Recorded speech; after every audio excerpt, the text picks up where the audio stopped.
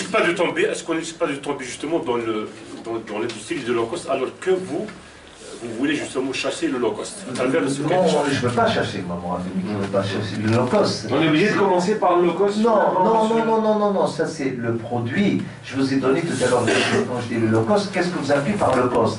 C'est maintenant, si vous me parlez des normes, la réglementation, elle est très claire. Tout véhicule qui va être importé, commercialisé en Algérie à partir de 2015, doit être doté des équipements de sécurité. Le problème ne se pose pas. Alors, on doit avoir des airbags, l'ABS, l'USC. Alors, pour véhicules fabriqués ou importés, le problème ne se pose pas. Et je pense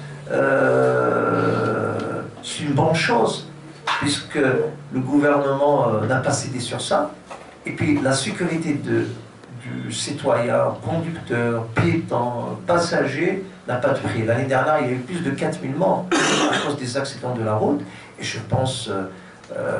même si on sera obligé d'augmenter le prix, l'acheteur ou le consommateur entre la sécurité et l'équipement de confort, le choix est vite fait. Et même si c'est notre devoir de promouvoir, d'orienter, d'inculquer le consommateur, d'y aller sur des équipements de sécurité, et que je trouve que c'est pas normal. Des pays, nos voisins en Europe, comment des véhicules commercialisés, fabriqués chez eux, y compris Volkswagen, ils mettent 10 airbags, et sinon en Algérie 0. Alors, restons réalistes. L'approche, à l'époque, il n'y avait pas d'obligation d'équiper nos véhicules, c'était une autre approche. C'était le marché algérien était composé de plus de 70% de véhicules qui avaient plus de 20 ans d'âge. La priorité, c'est de nettoyer ces véhicules-là qui ont plus de 20 ans d'âge, qui représentent un danger sur nos routes. Et beaucoup d'accidents. Après avoir nettoyé le marché, maintenant, la tendance a changé. On a plus de 70% de véhicules qui ont moins de 10 ans qu'il y a 20 ans. Alors aujourd'hui, après avoir fait ce travail-là, je pense que c'est une suite logique. Après avoir nettoyé le marché, c'est la priorité. Maintenant, on passe à une deuxième étape, une deuxième phase, à savoir équiper les véhicules d'équipements de sécurité. Et je trouve qu'ils sont restés quand même assez modestes et réalistes. Ils n'ont pas exigé quand même des airbags. Si on voulait l'exiger, enfin si le gouvernement voulait l'exiger, il partait par étapes. Entre 0 et 10, quand même un grand gap. Alors qu'est-ce qu'ils ont fait? Ils ont dit, ok, au lieu de 0, quand même on passe à 4. C'est la moindre des choses. Les systèmes de sécurité ABS, USR, EDS, tous ces véhicules-là, ils sont dotés, ces systèmes-là, au moins 5-6 équipements. L'Algérie, ils ont déposé, demandé, exigé ABS, ESC. Je trouve que ça reste très raisonnable comme réglementation. Mais pour un début, c'est bien. On ne peut pas commencer du jour au lendemain. Non, bien sûr, avec des matchs. Voilà. Tout à fait, mais entre 0 et 10, déjà 4, c'est déjà bien. D'accord. Allez-y. Une question. Justement, aujourd'hui, combien de concessionnaires, le marché compte combien de concessionnaires automobiles et combien sont adhérents à la C2A? Voilà.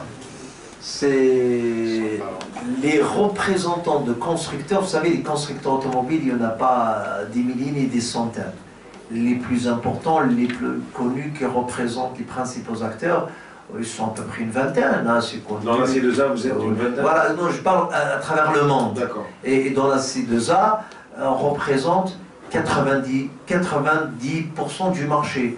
Je peux vous les citer, les principaux, hein. Peugeot, Renault, Citroën, ça c'est des marques françaises, toutes les marques allemandes, Mercedes, bien pas encore, mais ils étaient avec nous avant, Chevrolet, Hyundai, Kia, Nissan, Toyota, Suzuki, tout le monde, sauf parce qu'on a fait notre propre cahier de charge, ou ce qu'on appelle un code de bonne conduite de déontologie. L'adhérent de la C2A doit répondre à certains critères, à savoir respecter, déjà on avait cette réflexion, ce cahier de charge, avant qu'il sorte. Respecter les conditions, avoir des véhicules qui répondent à un minimum de sécurité. Donc ceux qui ne répondent pas aux normes, ils ne sont pas adhérents avec. Non, c'est pas que aux normes. Ceux qui ne répondent pas aux normes de la profession, avoir à accueillir le client dans des bonnes conditions, avoir une après-vente et assurer la garantie et vendre de la pièce de rechange. Voilà, celui qui ne répond pas à ces exigences-là, on ne veut pas de lui à la C2A. Et déclarer ses chiffres. Surtout. À la presse, à la Oui. À la presse. Une question d'actu, je sais que le temps est pressé. Monsieur Almis, on est à 20 jours du salon de l'automobile. Il y a la date, elle est précise. Du 18 au 28. Du 18 au 28. Qu'est-ce qui va changer et est-ce que la C2A a pris déjà ses dispositions pour améliorer un peu le déroulement du salon?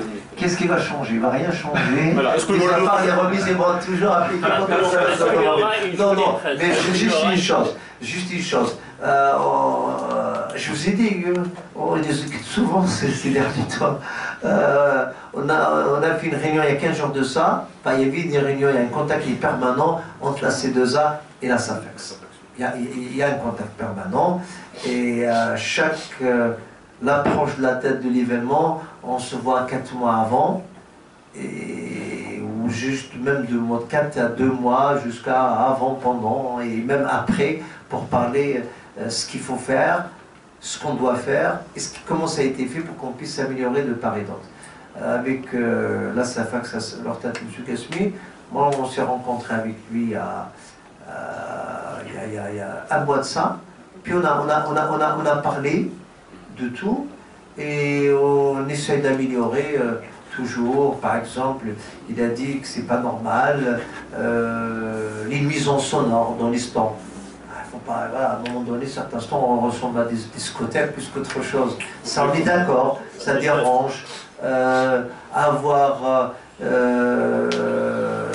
des chapiteaux à l'extérieur qui ressemblent à tout sauf un salon d'automobile, à une braderie qu'un salon d'automobile, ça c'est pas acceptable. Ça ils ont exigé ça, on a dit oui, on est d'accord. D'autant plus que certains abusaient, le coût du mètre carré surface couverte était de temps, et le mètre carré d'une surface non couverte, elle était à moitié. Alors certains prenaient 1/3 à l'intérieur, 2/3 à l'extérieur. Ça, il faut accepter, être professionnel, jouer le jeu, de dire non, voilà. Voilà, on a mis tout ça en point, tout a été discuté, on a trouvé... vous savez, on essaie toujours de trouver des... Vous allez exiger l'agrément pour l'exposant pour éviter des incidents l'année passée? C'est pas eux qui vont exiger. Ça, c'est la SAFEX, elle est tenue, c'est une entreprise. C'est une société, hein? Oui, non, mais c'est une épique. Non, l'année passée, il y a eu un incident. C'est une entreprise publique à caractère commercial pour exposer. Vous devez être une entreprise. Vous devrez avoir un registre de commerce et vous devrez avoir un agrément puisque la profession elle est réglementée. Et parce qu'ils sont garants du consommateur. Si le consommateur vient acheter, il va t'arnaquer pendant le salon de l'automobile, il achète chez un importateur ou un revendeur ou un concessionnaire qui n'a pas de registre de commerce, qui va prendre son argent, il va disparaître. On a connu ça. Le client doit être protégé. Le pouvoir public est là pour le protéger à travers la SAFEX, de dire qu'on accepte ici dans les stands uniquement les entreprises qu'on peut poursuivre demain, qui ne sont pas dispares, qu'ils ont un registre de commerce, Tout à fait. voilà, qu'ils ont un agrément parce que c'est une profession réglementée. D'accord. On ne demande rien, mais c'est à la SAFEX de prendre sa disposition. Je pense qu'ils ont pris la disposition, puisque quand on fait les demandes, on ne les fait pas à titre personnel, entreprise, pas physique, morale. On envoie le registre de commerce, sinon on l'actualise, on donne leur agrément, sinon ils ne laissent pas exposer. D'accord. Un mot quand même du SAV et de la garantie, elle est passée systématiquement à 3 ans. Oui, à 3 mois, 3 ans. 3 ans. Chez la plupart des concessionnaires. Oui, elle y était déjà. Chez nous, on était déjà à 3 ans. Vous savez, les constructeurs, ils ont commencé. Les véhicules, ils deviennent fiables de plus en plus. Et les constructeurs allongent. Et puis sur le cahier des charges, vous voyez bien que le cahier des charges, et là aussi, un côté pour protéger le consommateur, lui donner plus au consommateur, ils ont exigé ces 3 ans. Bah écoutez, de toute façon, alors, dernière question que j'ai envie de vous poser.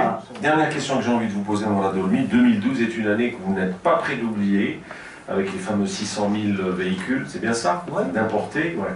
Alors tout le monde connaissait la raison, c'était les fameux rappels pour les travailleurs dans les différents secteurs, etc. Honnêtement, est-ce que vous pensez que vous allez revivre une performance pareille à l'avenir? Oh, Inch'Allah, j'aimerais bien, je souhaite, j'aurais bien ça. Hélas, malheureusement, heureusement, voilà, je dis bien, ça dépend. Pour me dire que opérateur économique, dommage, on aimerait bien avoir une croissance à 2 à 3 chiffres comme elle était à l'époque. Mais c'était une année, honnêtement, une année exceptionnelle. On a tous profiter, tirer profit de cette situation. Et tout le monde a trouvé son compte, entreprise, clients, consommateurs, pouvoir public. C'était voilà. Mais aujourd'hui, on revient à l'état normal, à la croissance naturelle. Merci beaucoup et je confirme.